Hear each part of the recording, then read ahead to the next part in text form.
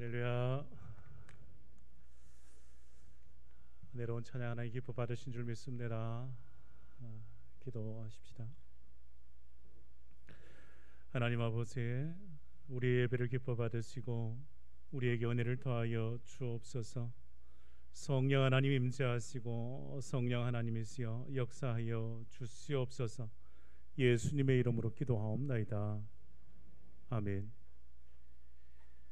오늘 함께 보실 말씀이 에베소서 5장의 말씀입니다.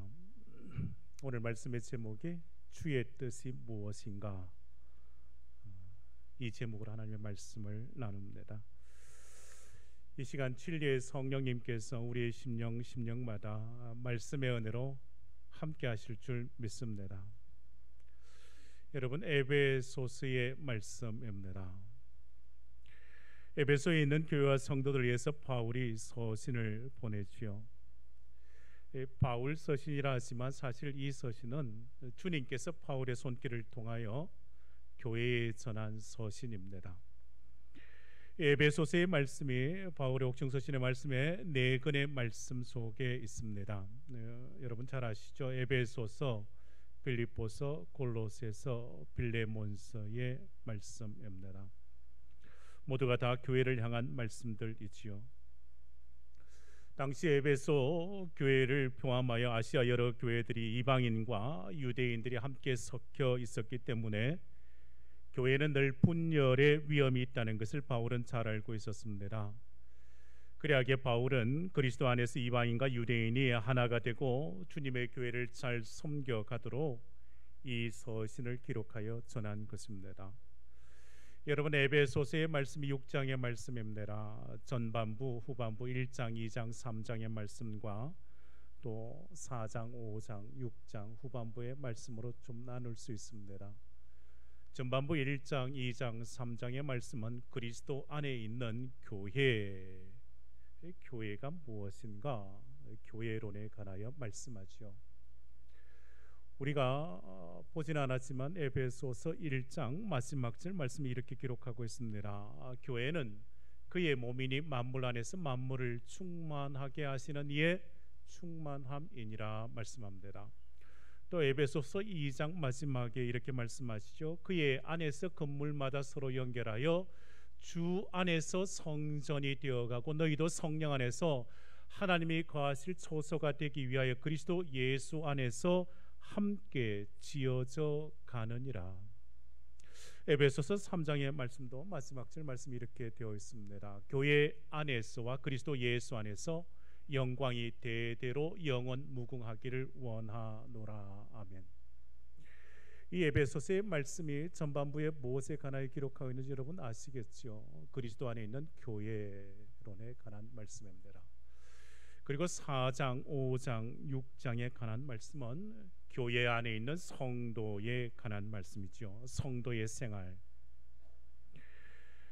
에베소서 4장의 마지막 절 말씀이 이렇게 기록하고 있습니다. 너희는 모든 악독과 노함과 분냄과 떠드는 것과 비방하는 것을 모든 악의와 함께 버리고 서로 친절하게 하며 불쌍히 여기며 서로 용서하기를 하나님이 그리스도 안에서 너희를 용서하심과 같이 하라라고 말씀합니다.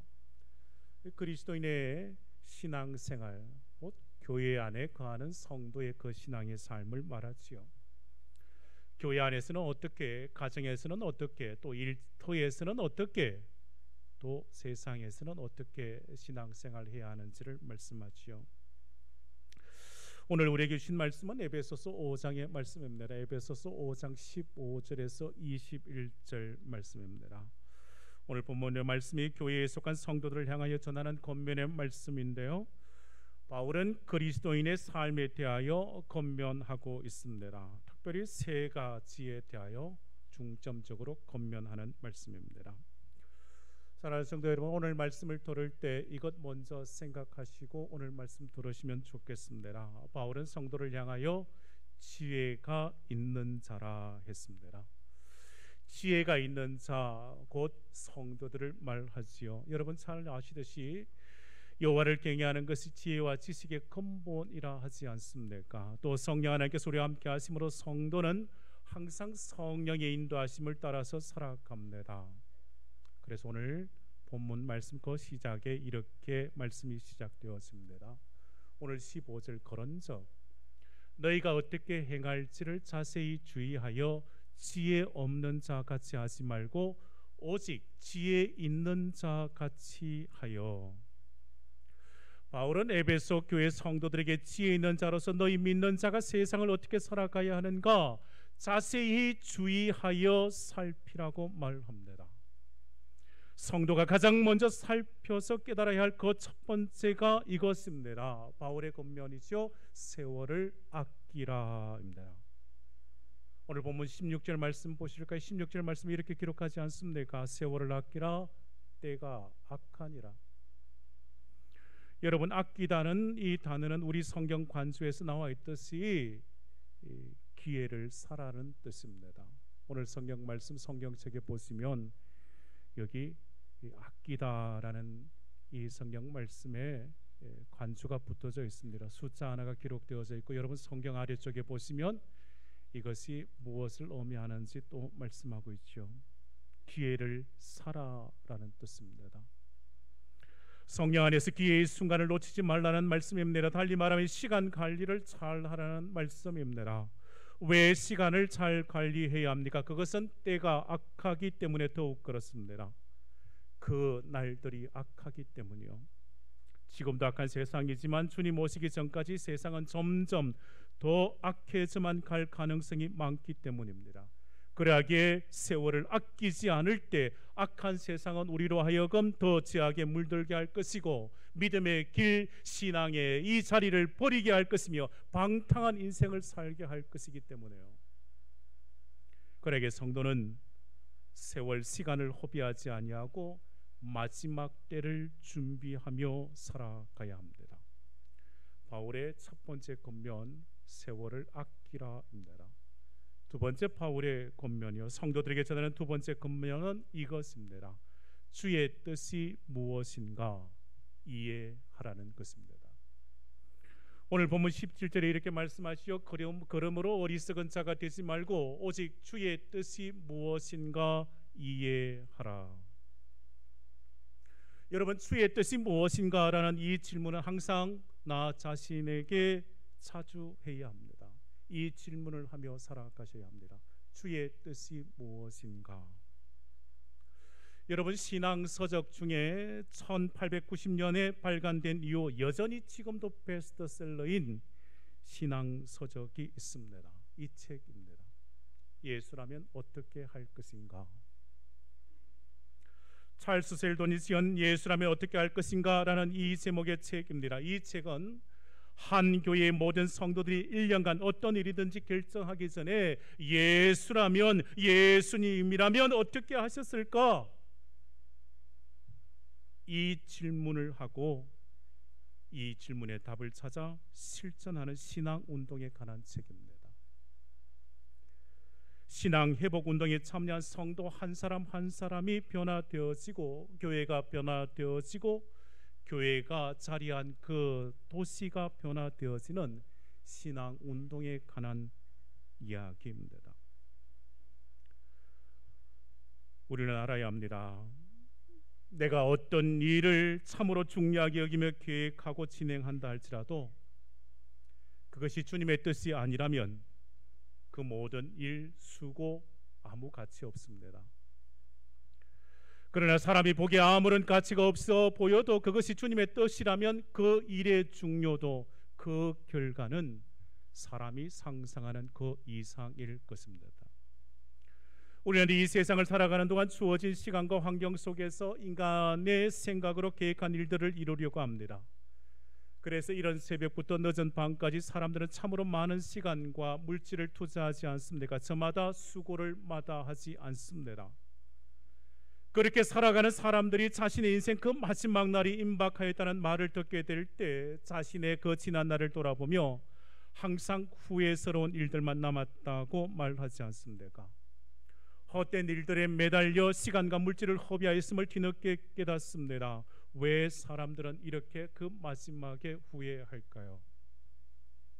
내 뜻과 내 생각과 내 판단을 쫓았기 때문이요. 주님이라면 어떻게 하셨을까? 주님의 뜻이 무엇인가? 그것 생각하지 않아서 그렇습니다. 그에게 사람들이 쌓은 것이 무엇일까요? 바벨탑과 같은 것일 뿐입니다. 우리가 이 세상을 살아갈 때 가장 중요한 것이 있다면 그것은 바로 주님의 뜻이 무엇인가입니다.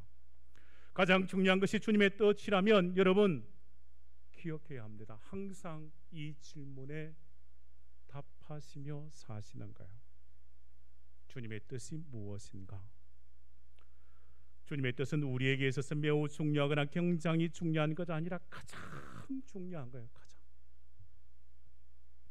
어떤 사람이 여행을 가면서 좋은 차를 타게 되었습니다. 여행 갈 때 어떤 차를 타면 좋을까요? 여러분 BMW나 벤츠를 타면 좋을까요? 요즘 하도 많은 분들이 타고 다녀서 벤틀리 정도면 될까요? 좋은 차, 빠르기도 하고 다른 어떤 차보다 안정적이고 쾌적해서 여행하기에 너무 좋을 것 같습니다. 좌석도 훨씬 넓고 편안해서 내리기 싫을 정도로 기본적으로 제공되는 것이 너무 많고 좋아서 그 안에서 살고 싶을 정도일 것 같습니다. 그런데 만약 이 좋은 차가 어디로 여행을 가는지 그 목적지를 확인하지 못하고 타게 되면 어떻게 될까요? 내가 벤츠나 BMW 타고 여행 가는 게 중요한 게 아닙니다. 최고급 차를 타고서 가는 그 목적지가 교도소이면 어떻게 하겠습니까? 청길 낭떠러지 절벽이라면 어떻게 해야 하겠습니까? 여러분 눈에 보기에 최고급이고 최신형의 차 아무 소용 없을 겁니다. 그 목적지가 잘못 세워져 있기 때문이에요. 스스로 나는 그리스도인이라 말하면서 믿는 자가 주님의 뜻 가운데 살아가지 못할 때가 이와 같습니다. 세상 사람들이 보기에 여러분이 아무리 좋고 아무리 부유하고 아무리 편안한 삶을 산다 할지라도 주님의 뜻 안에서 살아가지 못한다면 어디로 가는지 모른 채 살아가는 것과 같습니다. 어디로 가는지 모르는 차를 타고 있는 것과 같습니다. 이 세상에서 가장 중요한 것은 이것입니다. 주님의 뜻이 무엇인가? 그래서 하나님의 사람 모세는 항상 이렇게 기도한 것을 우리에게 가르쳐 주시오. 시편 90편 말씀입니다. 우리의 모든 날이 주의 분노 중에 지나가며 우리의 평생이 순식간에 다하였나이다. 우리의 연수가 70이요 강건하면 80이라도 그 연수의 자랑은 수고와 슬픔뿐이요 신속히 가니 우리가 날아가나이다. 누가 주의 노여움의 능력을 알며 누가 주의 진노의 두려움을 알리까? 우리에게 우리 날 계수함을 가르치사 지혜로운 마음을 얻게 하소서. 우리는 모세의 기도를 통하여 배우게 됩니다. 주님 우리에게 지혜로운 마음을 주셔서 우리의 날을 계수하여 주의 뜻을 이룬 복된 삶을 살아가는 이 은혜를 나에게 내게 주시도록 기도해야 한다는 거예요. 주님은 제자에게 이렇게 기도하라고 또 말씀하셨습니다. 그러므로 너희는 이렇게 기도하라. 하늘에 계신 우리 아버지의 이름이 거룩히 여김을 받으시오며 나라가 임하시오며 뜻이 하늘에서 이루어진 것 같이 땅에서도 이루어지이다. 하나님 아버지의 뜻이 이 땅에 이루어지는 것을요. 우리의 기도는 어떻습니까? 우리의 기도는 나의 뜻을 하나님께 간철시키려고 하지 않습니까? 아버지의 뜻이 나에게 이루어지는 기도를 구하는 그 기도를 하고 계십니까? 우리는 마땅히 기도할 때 주님께서 제자들에게 가르치신 것처럼 하나님 아버지의 뜻을 먼저 구하고 하나님 아버지의 뜻이 이 땅에 이루어지는 것, 주의 뜻이 가장 먼저이고 중요하다는 것을 아셔야 합니다. 잠언 19장에 말씀하지요. 사람의 마음에는 많은 계획이 있어도 오직 여호와의 뜻만이 완전히 서리라 했습니다. 여러분의 마음에 많은 계획이 있다고 할지라도 오직 주의 뜻만이 서게 될 줄 믿습니다. 주의 뜻이 가장 중요하기 때문입니다. 우리가 하나님의 뜻을 생각할 때 우리는 먼저 이것 인정해야 합니다. 하나님의 길과 사람의 길은 다릅니다. 하나님의 생각과 사람의 생각이 다르다는 것을 분명 인정하고 수긍해야 합니다. 이것 인식해야 합니다. 이 다름에 대하여 선지자 이사야는 이렇게 우리에게 가르쳐 줍니다. 이는 내 생각이 너희의 생각과 다르며 내 길은 너희의 길과 다름이니라. 여호와의 말씀이니라.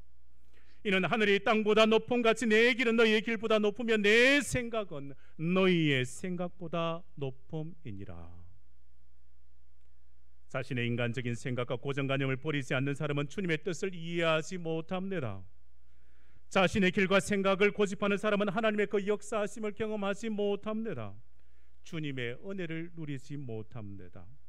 내 생각에 문제 해결 길이 없고 문제 해결의 방법이 없다 할지라도 주님께 수많은 길이 있음을, 수많은 해결의 열쇠가 주님의 손안에 있음을 아셔야 합니다. 우리가 생각할 때 이 한 가지밖에 없는데 주님은 다른 길, 다른 뜻도 가지고 계시다는 거예요. 그러기에 우리는 사람의 생각과 뜻을 내려놓고 주의 뜻을 따라가는 자가 되어야 합니다. 이것이 지혜 있는 성도의 모습이고 이것이 오늘을 살아가는 그리스도인의 모습이어야 하기 때문에 그렇습니다. 여러분, 가장 중요한 것이 주의 뜻이라 했습니다. 여러분, 그렇다면 주의 뜻이 무엇이며 주의 뜻을 어떻게 우리는 알 수 있겠습니까? 하나님의 뜻이 가장 중요한 것은 알겠는데 그렇다면 주님의 뜻을 우리는 어떻게 알 수 있겠습니까? 우리는 하나님의 그 뜻을 분별할 수 있는 가장 중요한 기준이 있습니다. 그것은 하나님의 말씀, 성경 말씀입니다. 우리는 먼저 하나님의 말씀을 매일 묵상하고 말씀의 인도함을 받아야 합니다. 주의 말씀은 내 발의 등이요 내 길의 빛이라 말씀하셨습니다. 주의 뜻을 담고 있는 이 말씀을 등불 앞세워 가시는 거예요. 그 길이 주의 인도하심의 길입니다. 또한 주의 뜻을 분별할 수 있는 두 번째는 지혜자의 말을 경청하는 것입니다. 사람은 교만에 빠지거나 독단적이거나 감정에 사로잡혀 일을 거릇되게 하지 않게 하여 늘 겸손한 마음으로 지혜자의 말을 경청해야 합니다. 잠언에 이렇게 말씀하지요. 사람의 눈에 바른 길이 보이나 마침내 죽음에 이르는 길이 있다고 말씀합니다. 사람의 보기에 옳고 좋은데 그것이 틀릴 수 있다는 것을 우리는 겸손하게 인정해야 합니다. 우리가 듣기에 좋은 말 해주는 사람뿐만 아니라 쓴소리하는 거북한 말을 하는 그 사람의 말도 경청해야 합니다. 거기에 하나님 아버지의 뜻이 담겨 있습니다. 세 번째, 주의 뜻을 분별하는 방법은 하나님께서 우리에게 주시는 그 상황과 환경입니다. 우리의 삶의 그 모든 영역을 하나님께서 주관하시고 섭리하시며 이끄시는 현장이기 때문에 그렇습니다. 그러므로 우리의 모든 상황 속에서 하나님을 인정하고 그의 인도하심을 기다려야 합니다. 조급한 마음으로 일을 할 때 하나님의 뜻을 걸어칩니다. 그래야기에 하나님의 때를 기다리셔야 합니다. 그리고 마지막으로 주의 뜻을 분별하는 방법은 내 마음의 평안입니다. 어떤 일을 결정하고 행하려고 할 때 마음이 불안하거나 염려가 된다면 우리는 그 일을 멈추어야 합니다. 내 마음의 평안은 내가 주장하는 일을 할 때 누리지 못합니다. 내 뜻과 내 생각을 내려놓고 모든 것 주님께 맡길 때 주님께서 내게 은혜를 주시고 이 마음의 평안을 주시기 때문입니다. 우리는 말씀을 통하여 또한 지혜자의 말을 통하여 상황과 그 여건 속에서 또한 마음의 평안을 통하여 이것이 주의 뜻이라는 것을 알게 되는 것입니다. 주의 뜻이라면 우리는 이 일을 통하여 은혜를 나누고 형통한 축복을 누리게 될 것입니다. 여러분, 믿는 자에게 중요한 것이 주의 뜻이라 했습니다. 그렇다면 이제 그리스도인이 주의 뜻을 따르는 삶으로 나아가야 할 것입니다. 바울은 지혜로운 성도가 주의 뜻을 따르는 그 삶을 어떻게 살아가는가 오늘 본문 18절에 말씀합니다. 이렇게 말씀하지요. 술 취하지 말라. 이는 방탕한 것이니 오직 성령으로 충만함을 받으라. 세 번째로 바울이 권면하는 그 세 번째 권면은 이것입니다. 성령으로 충만함을 받으라는 거예요. 여러분, 이 세 번째 권면의 말씀에 성령의 충만함을 받으라는 이 말씀은 그 앞에 술 취하지 말라는 권면을 먼저 하고 있습니다. 왜 그럴까요? 이 서신이 에베소 교회 성도들에게 전한 말씀이라 했습니다.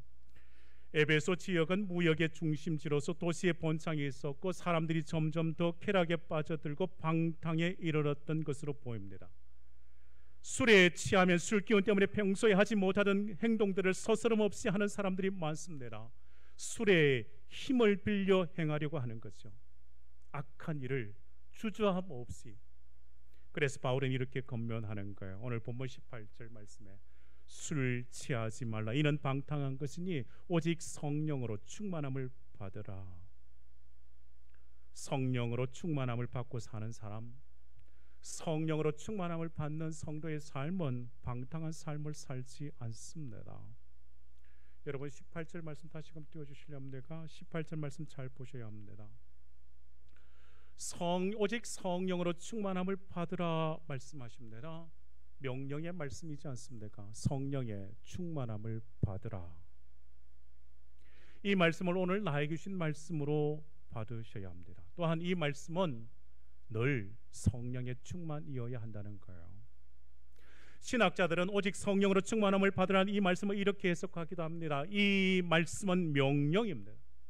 하나님의 강한 뜻을 담고 있는 명령의 말씀으로 해석합니다. 또한 이 말씀은 한 개인에게만 주신 것 아니라 교회 공동체 전체에게 주신 명령의 말씀으로 봤습니다. 성령의 충만함은 인간적인 노력이 아니라 하나님께서 온전히 우리가 맡길 때 하나님께로부터 받는 은혜인 것을요. 그리고 마지막으로 성령으로 충만함을 받는 것은 항상 현재 시제라는 겁니다. 지난날에 받았던 그 성령의 충만함으로 오늘을 사는 것 아닙니다. 오늘 우리는 계속해서 성령의 충만함을 받으며 살아가야 한다는 거예요. 오늘 예배에 참석하신 여러분 모두가 성령의 충만함을 받으시기를 주임으로 축원합니다. 대구 상동의 모든 성도들이 진정 성령 충만한 신앙생활을 하시기를 간절히 축원합니다. 성령의 충만함을. 여러분, 그렇다면 성령의 충만함을 받는 성도가 어떠한 삶을 살아가야 하겠습니까? 오늘 본문 이제 마지막 19절에서 21절 말씀에 바울은 이렇게 권면합니다. 우리 함께 19절에서 21절 말씀 함께 합독하십시다. 시와 찬송가 시작.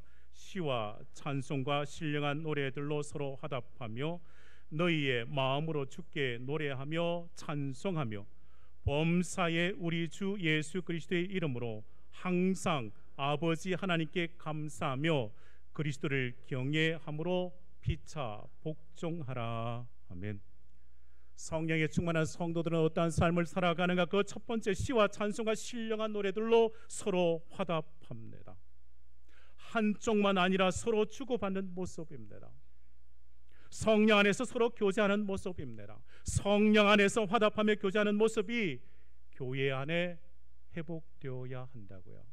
두 번째, 마음으로 주께 노래하며 찬송합니다. 온 마음으로 찬송하는 거예요. 성도들이 함께 모여 주의 받은 그 은혜에 대하여 찬송으로 고백하고 하나님의 성호를 노래하는 것입니다.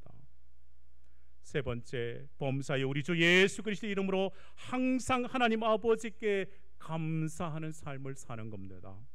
감사는 범사에 감사이어야 합니다. 감사는 주님께 드려야 합니다. 감사는 항상 감사이어야 합니다. 은혜로 살면 감사하지 못할 일이 없습니다. 모든 것이 다 감사요. 모든 것이. 성령 충만함으로 사는 자, 그의 삶의 고백은 항상 감사인 거예요. 마지막으로 그리스도를 경외함으로 피차 복종하라 말씀합니다. 주를 경외함으로 서로를 존중하고 섬기는 자가 되는 거예요. 오늘 말씀 정리합니다. 사랑하는 여러분, 얼마의 세월 동안 이 세상을 사셨습니까? 그리고 여러분의 인생 얼마의 시간이 남겨져 있을까요? 지난 세월 동안 여러분이 행하신 가장 귀하고 값진 일들이 무엇입니까? 오늘을 살아가는 동안에 여러분은 후회하지 않아도 될 만큼 소중한 그 일들을 하고 계십니까? 오늘을 살아가는 지혜로운 사람들에게 중요한 것, 세월인 것을 잊지 마시기를 바랍니다. 시간인 것을 잊지 마시기를 바랍니다. 그래야기에 바울은 권면합니다. 세월을 아껴야 한다고. 우리의 지난 세월, 그 세월을 우리는 자랑하지 말아야 합니다. 지난날 그 아름다운 날도 오늘을 그릇되게 살아가면 모든 것을 다 지워버리게 됩니다. 참으로 훌륭한 가수도 한 번의 실수로 다 무너지고 말지 않습니까? 그래야기에 미래는 과거를 지우는 지우개와 같다고 말합니다. 피땀 흘려 수고하고 애써 국가대표 되었지만 한순간에 모든 것 다 내려놓는다고요. 이 세상을 살아가는 우리는 항상 스스로에게 물으셔야 합니다. 주의 뜻이 무엇인가? 주님의 뜻이 무엇인가? 이 물음에 대한 답을 그리스도인은 삶으로 답하셔야 합니다. 그것이 성령으로 충만한 삶을 사는 그리스도인의 모습이기 때문입니다. 성령의 충만함으로 여러분의 남은 날들을 계수하고 정말 진실과 성실함으로 살아가시기를 바랍니다. 성령의 충만함으로 주의 뜻을 행하며 오직 성령의 충만함으로 선한 일들을 행하여 주께 영광 돌리며 서로 사랑하고 축복하며 하나님 기뻐하실 일들을 행하며 살아가시기를 주의 이름으로 축원합니다. 기도하십시다. 하나님 아버지, 지혜로운 자의 모습을 지켜가도록 은혜를 도하여 주시옵소서. 성령의 충만함을 받고 주의 뜻을 따라 살아가는 복된 성도들 다 되게 해 주시옵소서. 삶 속에서 주님의 뜻을 이루어 드림으로 주님의 마음을 기쁘시게 해드리는 주의 자녀들 다 되게 해 주옵소서. 우리의 남은 날들을 계술하며 진실과 성실함으로 살아가도록 주여 우리의 믿음 생활을 지켜 주시옵소서. 성령의 충만함으로 선한 일에 힘쓰게 하시며 서로 사랑하고 축복하며 섬기는 복된 성도들 다 되게 해 주시옵소서. 예수님의 이름으로 기도하옵나이다. 아멘.